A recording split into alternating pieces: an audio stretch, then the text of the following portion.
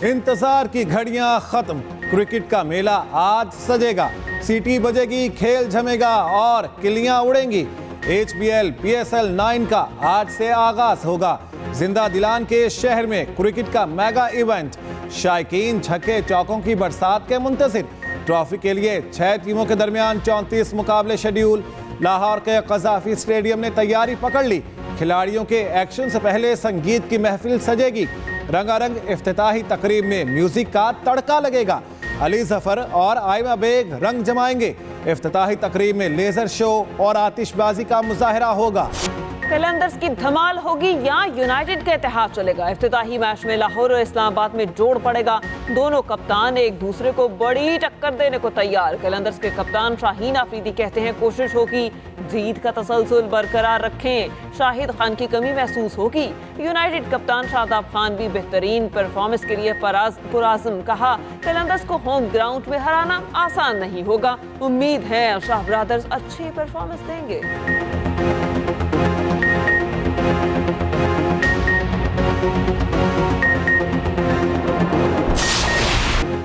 विफाक में हुकूमत कौन बनाएगा? सियासी क़यादत फैसला ना कर सकी। मुल्क की तीनों बड़ी जमातें ताहाल किसी नतीजे पर ना पहुंची। मुल्क की मुआशी सूरत-ए-हाल इंतहाई गंभीर। कोई जमात तनहा नहीं निमट सकती। इंतखाबात को हफ्ते से ज़ायद वक्त गुजर गया। सियासी जोड़ तोड़ ख़त्म ना हुई। हुकूमत साजी से मुतालिक मुशावरत का अमल जारी। सियासी कायदीन फिर बैठेंगे। कोऑर्डिनेशन कमेटियों की तीसरी नशिस्त आज होगी।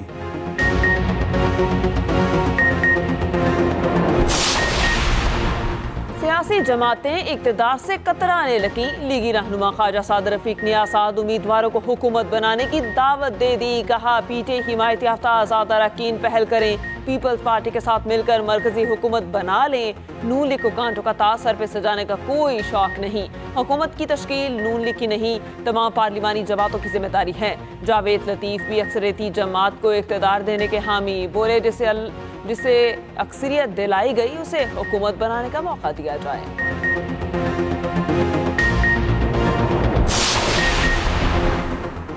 लीगी अरकान की विफाक में अकेले हुकूमत ना बनाने की तजवीज़।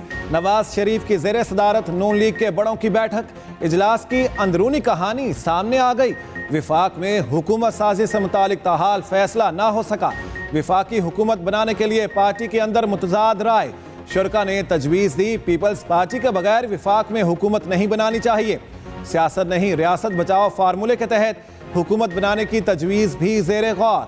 तमाम जमातों को साथ मिलाकर मुश्तरका हुकूमत तश्कील दी जानी चाहिए।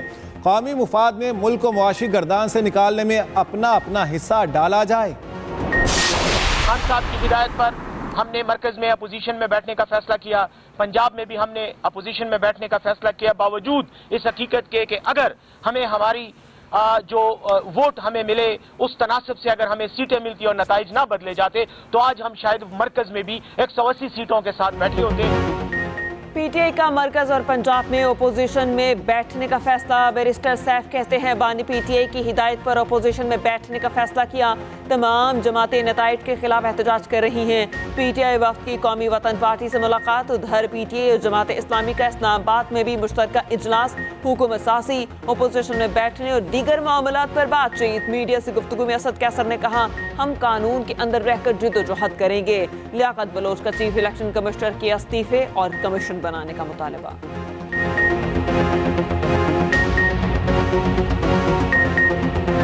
हम ये वाज़ेह करना चाहते हैं कि हम जो भी जद्दोजहद करेंगे हम कानून और आइन के अंदर रहते हुए अपनी जद्दोजहद करेंगे। हम किसी तौर पर जो है ना ये हमारी कोशिश है कि हमारी जद्दोजहद पर अमन जद्दोजहद हो और हमारा बुनियादी हक हमें दिया जाए और वो हक है पेरेंट्स। इंतखाबात में मुबैना धांधली। पीटीआई को एहतजाज की इजाज़त ना मिल सकी। इस्लामाबाद इंतजामिया का एहतजाज या रैली की इजाज़त देने से इनकार। पीटीआई की दरख्वास्त मुस्तरद कर दी। मौक़िफ़ अपनाया शहर में दफ़ा 144 नाफिज है। लोग किसी एहतजाजी सरगर्मी का हिस्सा बनने से गुरेज करें।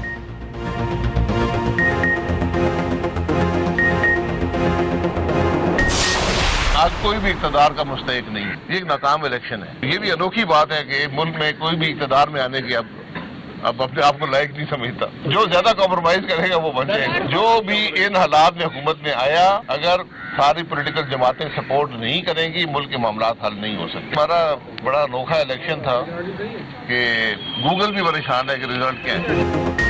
शाहिद खाकान अब्बासी ने हालिया इलेक्शन मुल्क की खराबी का सबब करार दे दिया। कहा जो कंप्रोमाइज करेगा वो इक्तदार में आएगा। अनोखी बात है, कोई भी खुद को इक्तदार के लायक नहीं समझता। साबिक वज़ीर आज़म मीडिया से गुफ्तगू में मजीद बोले, फॉर्म 47 जीत गया और फॉर्म 45 हार गया। रिजल्ट देते देते गूगल भी थक गया। बताया था इलेक्शन इंतशार देंगे और वो साबित भी हुआ। वो खुद परेशान है, सर पकड़ के बैठा हुआ है। 2.5-3 महीने पहले ही हमें पता था कि पेमेंट हो गई है, जहाँ जहाँ जानी थी पेमेंट चली गई है। प्रोटेस्ट जो इलेक्शन में डाका डाला गया है उसके खिलाफ है। फौज हमारी अपनी है, जो हमारी फेडरेशन को संभाल रही है, उस फौज से हम दूर हो, हम ये सोच भी नहीं सकते हैं। अब तो ये जो फैसला जो हमारे करते हैं, अब उनको सोचना पड़ेगा कि अब आपके पास कौमी लीडर नेशनल लेवल पे नहीं रहा। इमरान खान को सब चोर कहते हैं, चलो ठीक है, चोर है ना तोशाखाना में। क्या इमरान खान से पहले जो लोग आए थे, प्राइम मिनिस्टर या प्रेसिडेंट, उन लोगों ने कुछ नहीं लिया तोशाखाना से? तो सिर्फ इमरान खान चोर है? मेरी नज़र में इमरान खान चोर नहीं है।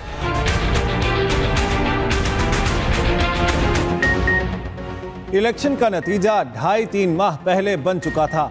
अदायगियां भी हो चुकी थीं। पीर पगारा सिबगतुल्लाह राशिदी का दावा, कहा जीतने वाला सर पकड़कर बैठा है, हारने वाला सड़कों पर है।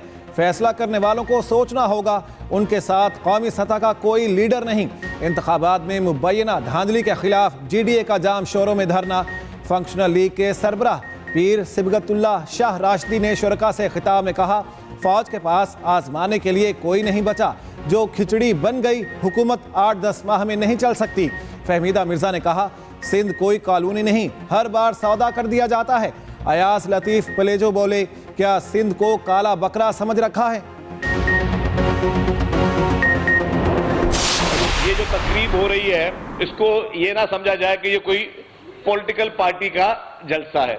ये मुरीदों का इज्तिमा है। जब ये 2024 के इंतखाबात अनाउंस हुए तो पाकिस्तान में सियासी सरगर्मियां शुरू हुई। सिंध में खुसूसी तौर पर पाकिस्तान मुस्लिम लीग नवाज, GDA, MQM और काफी जगहों पे खामोशी से PTI भी इनके इत्तेहादी थी, और इन सारे इत्तेहादों को हर जगह पे पीपुल्स पार्टी ने बड़े मार्जिन से हराया। रहनुमा पीपल्स पार्टी शजील इनाम मेमन ने GDA धरने को मुरीदों का इज्तिमा करार दे दिया। कहा, सिंध के बाशऊर अवाम ने पीपल्स पार्टी को तारीखी मैंडेट दिया। पीपल्स पार्टी ने सिंध में अपने ही रिकॉर्ड तोड़े। मुश्किल वक्त में पीपल्स पार्टी हमेशा अवाम के साथ होती है। GDA और इत्तेहादी 5 साल ड्राइंग रूम में रहते हैं। अवाम के मैंडेट पे कैसे डाका डाला गया ये तो सब जानते हैं।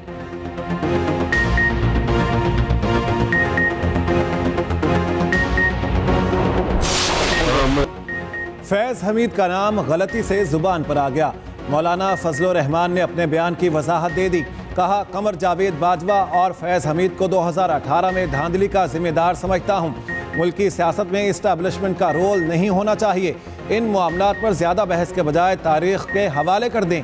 एक इंटरव्यू में कहा, अदम एतमाद और इल्जामात पाकिस्तानी सियासत का हिस्सा हैं। मुझे अदलिया और दीगर इदारों पर एतमाद नहीं। मैं इस निज़ाम के खिलाफ हूँ। कैसे मुमकिन है हमें रोने और चीखने की भी इजाज़त ना हो?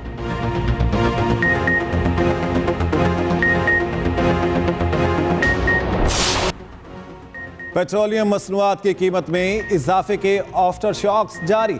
ट्रेन का सस्ता सफर भी जेबों पर भारी पड़ने लगा। रेलवे हुकाम ने किरायों में इजाफा कर दिया। मुसाफिरों से 2% जायद किराया वसूल किया जाएगा। नोटिफिकेशन जारी। अमल दरामद आज से होगा।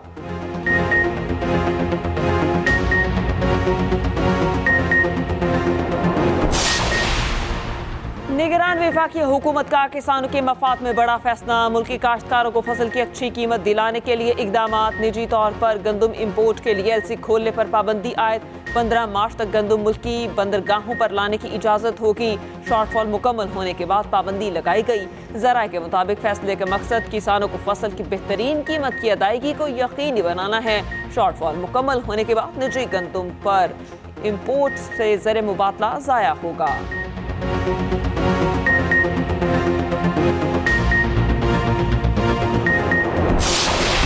मगरिब से बादलों का सिलसिला पाकिस्तान में दाखिल।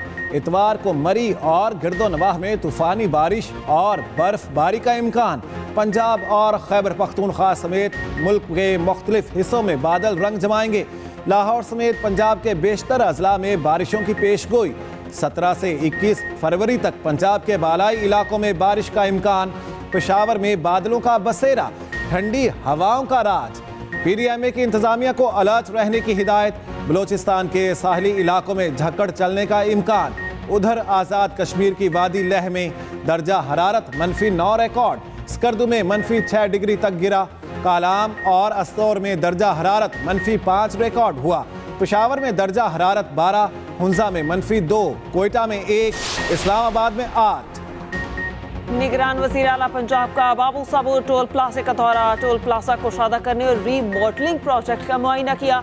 दोनों तरफ जारी तामीराती सरगर्मियों पर पेशरफ्त का जायजा लिया। मंसूबे पर काम की रफ्तार तेज करने की हिदायत। मोहसिन नकवी ने कहा, रात को लेबर फोर्स की तादाद बढ़ाई जाए।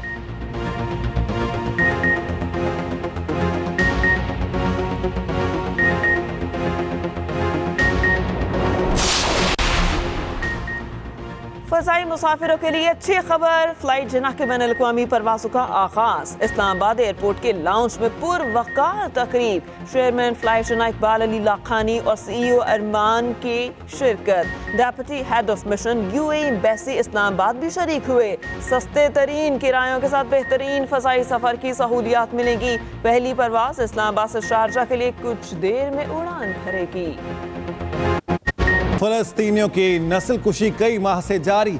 इसराइल ने मजीद 112 शहरी शहीद कर दिए। काबिज फौज ने वस्ती गजा में घरों पर बारूद गिराया। सेहूनी अहलकार खान यूनिस के नसर अस्पताल में टैंक लेकर घुस गए।